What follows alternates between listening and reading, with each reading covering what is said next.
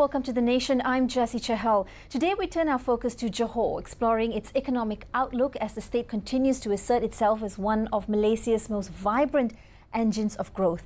With us, of course, is a distinguished figure who truly needs no further introduction, Datuk Seri Utama Engineer HASNI Mohammed, the Johor State Economic and Investment Advisor, who joins us to provide his expert perspective on Johor's economic trajectory, the momentum behind its investment landscape, and the opportunities that lie ahead for the state. Welcome, Datuk Seri. It's good to have you here with us today. Thank you for having me today. Thank you so much. Well, we hit the ground running and we look at the state of Johor in terms of its economy and transformation as well, with forecasts saying that Johor has consistently been one of Malaysia's growth engines for the year 2025-2026. What would you say is the state's projected GDP growth, and how could it compare to last year's 6.4? Right. It was 6.4 last year, 2024. And taking into consideration some of the challenges that we are facing, or globally I would say, the geopolitical crisis, every state, every country just recover from COVID-19, and also the so-called Trump reciprocal tariffs. We are pretty confident that comes the end of 2025, we should be able to revise our GDP growth to 6.4 again, from the current 4.8 that is being estimated earlier.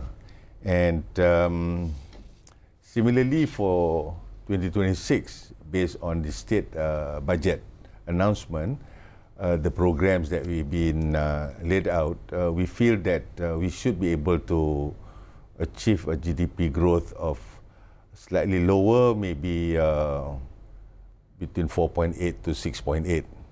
And another thing that is interesting for the GDP growth for the state like Johor, it is always in line with the national GDP. Whenever the national GDP now is being revised, Johor is also experiencing the same, I would say, situation where economists, analysts are also reviewing the GDP growth for Johor comes end of 2025. So given that bracket between 4.8 to 6.4 or 6.8, yes, as you pointed out earlier, and also taking into, to look at the very many global uncertainties, we're looking at inflation and interest rate adjustments, as well as the regional trade dynamics all coming into play here. How confident are you that the state of Johor can maintain or perhaps even exceed these figures? We have our programs which is dedicated to Johor, like the Johor Singapore Special Economic Zone. We have our Eastern Corridor Economic Region that covers Mersing and Segamat, the northern part of Johor. Even we have the IMTGT that covers the western coast of Johor.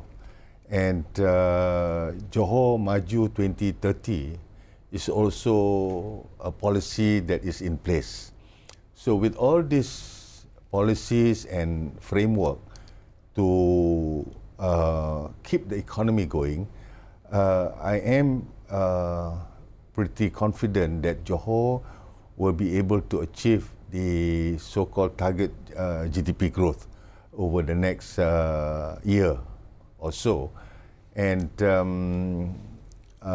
based on a few other, I would say, consideration, we should be able to do better than the national GDP.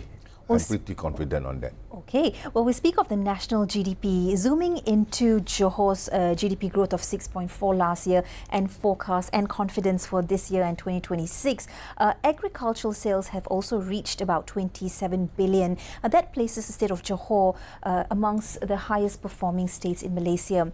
If we drill down a little more in terms of areas of interest, agriculture, manufacturing, and even sectors like green economy, are there specific incentives incentives to further help boost these sectors or ensure that there is some long-term vitality and longevity towards the success of these sectors?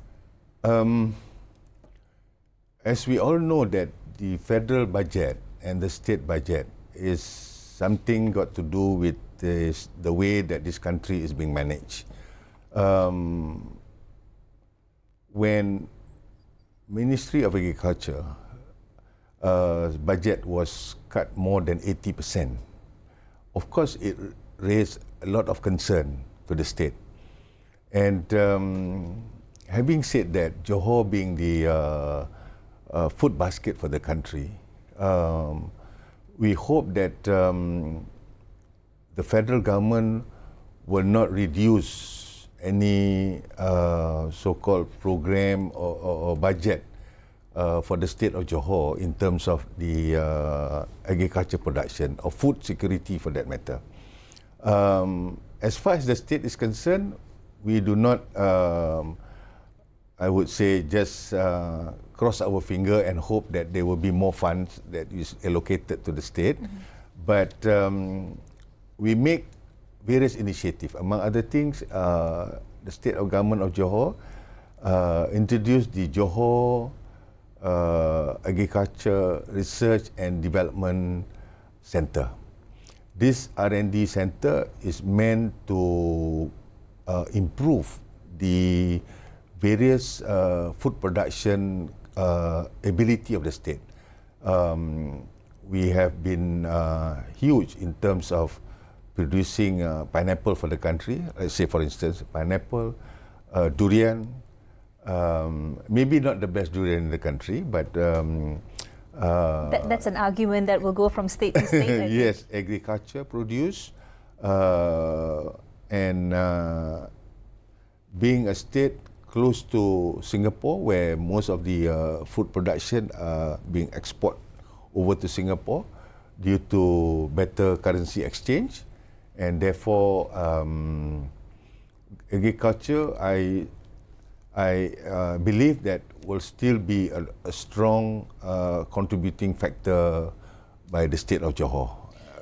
I want to bring Singapore into that conversation right now, in which there are some critiques who say in an ideal world that Singapore is drawing a lot of advantage from the economy of the state of Johor. Singaporean companies operate in the economic zone, the JSSEZ.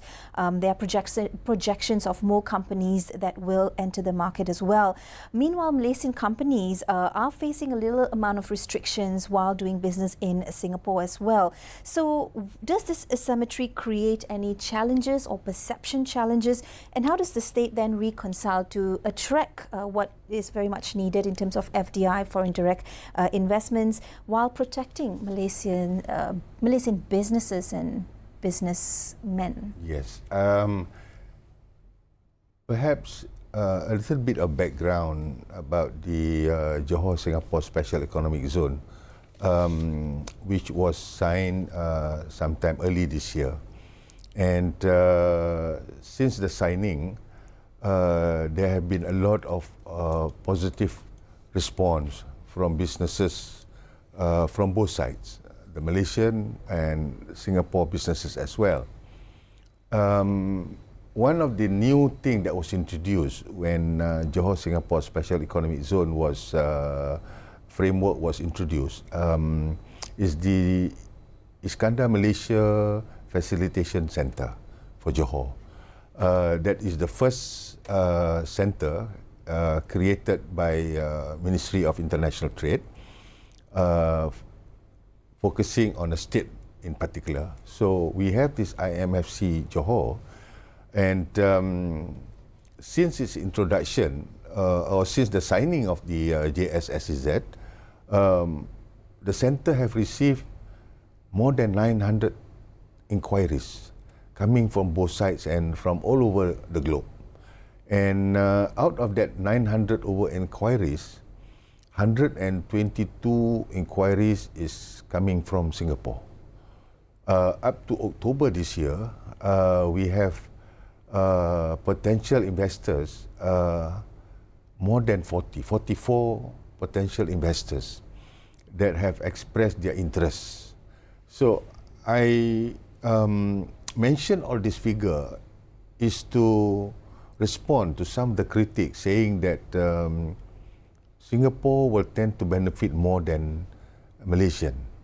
Now, either from enterprise development of Singapore, which propose more than 50% of those Singapore companies they should invest in Johor, how can a critic say that it is benefiting Singapore company? When they invest in Johor, that means that they'll create employment, give more revenue to the states, and the employee are getting better salaries because of the state policy that expect a higher income for specialized skill jobs that is required by industry. And having said that, one of the so-called the growing trend now is in the AI industry. So with the amount of data centers that we have in Johor, that will also give, because I mentioned this AI, because the data centers, they have their operation in Johor, but their head office is in Singapore. Right. Yeah, their headquarters in Singapore. So that gives the employee in Johor a better, not only in terms of salary scale, but in terms of exposure, the skill that is required from them. We speak of employees, we come to the topic of the employment outlook. The latest data shows that Johor's unemployment rate is hovering at about 3.2%. How many jobs are expected to be created in the near term compared to the years prior? And which sectors will truly help to drive employment? You mentioned data and AI, but we're looking particularly at a skilled workforce in which there needs to be reskilling and upskilling, but then also particularly for the state's youth. Okay, with 44 companies considered as a potential investment, by the end of 2024, due to the recovery from the geopolitical crisis, because of recovery from COVID-19, the economy starts to grow, and employment jobs that is able to be created in the region of about 30,000 jobs that was created. And under the Johor Special Economic Zone comes by end of 2025 or by next year, we should be able to create 100,000 jobs, and it is also planned that under the current activity or economic potential investment that is coming to Johor, we should be able to create 100,000 odd jobs. Because of this amount of investment that is coming in. We look at the state of Johor, and it is a vast state. How do you look towards preventing perhaps an over-concentration in the capital or in city centres like JB, but then to also ensure that development and urban development is inclusive, as well as to handle the everlasting question, which is the rising cost, because there are concerns that high-rise city centre projects attract mainly foreign buyers or perhaps the elite sector or segment of buyers. That also then drives land and property prices up, and then that raises the cost of living. How can Johor reassure residents that the ongoing developments are truly going to benefit the citizens of Johor in a broad sort of a cross-section of society, which includes then the middle-income households, the local entrepreneurs, rather than just the T20s or the foreign buyers? Yes. Thank you. That is a very, I would say, timely question. I've come across a lot of, meetings and forums, discussion groups question that you raise will always be there. And over time, I noticed that people, especially those entering into the job market, start to understand that there are initiatives which has been promoted by the state government. The Johor Talent Development Center, for instance, will keep on conducting courses, conducting effort to upskill, to reskill Johorian, Malaysian, so that they be able to join the workforce. We have discussion with our Singapore counterpart about the need to look at the minimum wage that suits the current, I would say, economic situation. And as far as Johorian outside the Johor Special Economic Zone, we have our Maharani Energy Gateway, which is in Muar, whereby it is oil and gas sector development, with features like a free port that will create another opportunity for those who are in the oil and gas sector, who are in logistic, and this is also another area that is being promoted. Hopefully that the Maharani Energy Gateway, the free port, will be launched soon, and that is on the northern side of Johor. On the eastern side of Johor, as I mentioned earlier, we have this East Coast Economic Regional region that is also focusing on biomass activity, is also focusing on renewable energy. The Johor Agriculture Research and Development Council that I mentioned earlier is also giving focus to Segamat, the east coast side or the northern east side of Johor, to improve the agriculture output. So as you can see, the necessary framework that is required to face the challenge, the guideline to provide opportunity for Johorian as a whole, do not deprive, because of the existence of Johor Special Economic Zone, we are not depriving of other Johorian or citizen of Malaysia the opportunity to be able to grow and to have a better economic standing.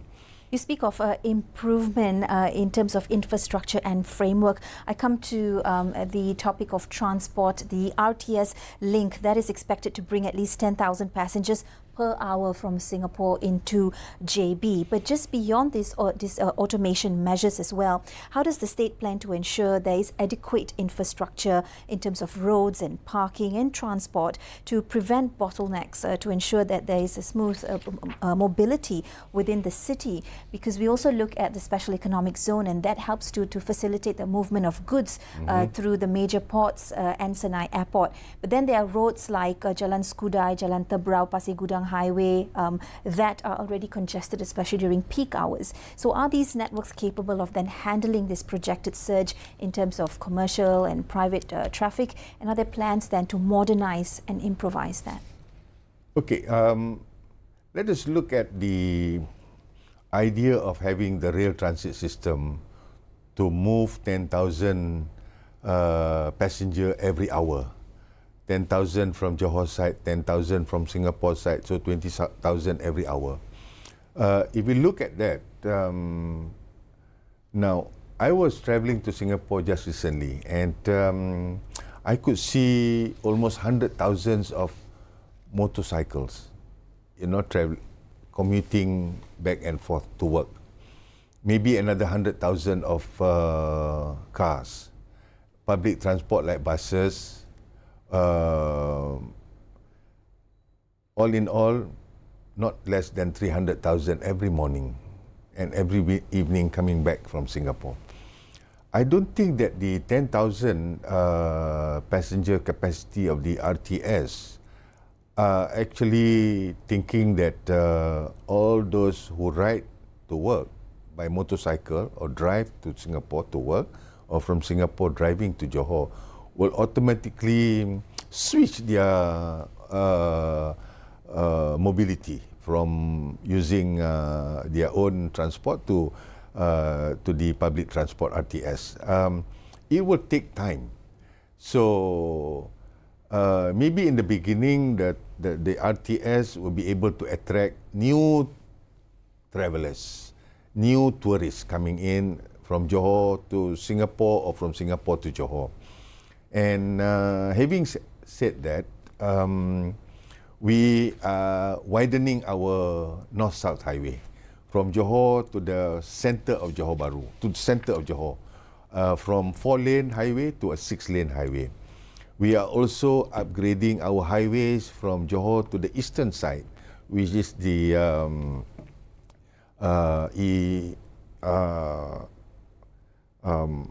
so that highway is also being widened. Right. And then we also have our electric train from Gemas to Johor Bahru. The ETS. Also another mode of transportation that will improve the congestion that you mentioned earlier. Well, of course, with improvement and expansion comes the question of cost as well.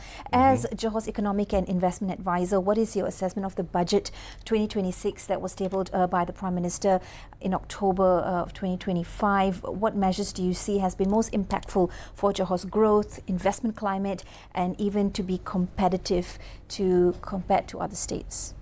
One excellent news from the budget is that 4.8 billion is allocated to the state of Johor, out of which I think 4 billion is to ensure the completion of what was planned, like the RTS, ETS, and also our recent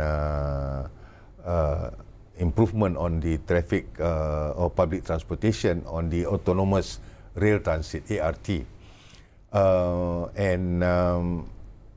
More plus minus 800 over million, I think it will be able to solve some of our problems with not just road, but also our other infrastructure as well, communication, as well as